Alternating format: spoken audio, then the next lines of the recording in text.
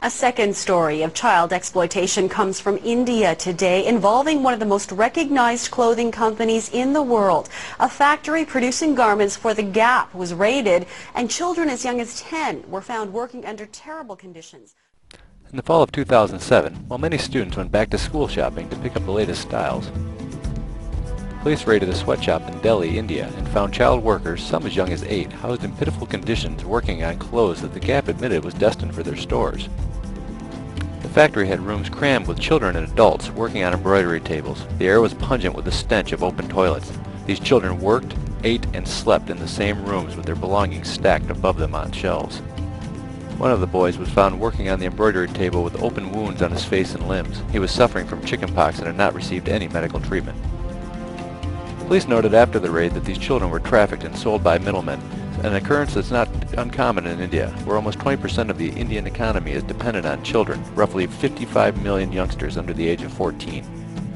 The Gap called the incident disturbing, and in the past year they've had to at least sever 23 different contracts with suppliers for workplace abuses.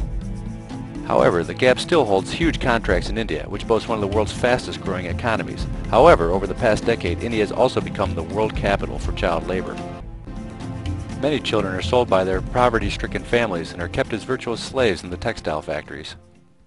Although the truth behind the labels has finally become public, it is far from common knowledge and is easily disregarded by many who are caught up in the highly consumerist culture that America's economy thrives on. Says high school junior Jordan Lay, "I know a lot of stores that I shop at have done illegal stuff, but they have great clothes, and I figure one person won't make any difference anyway." But the truth is, you can make a difference, and here's how.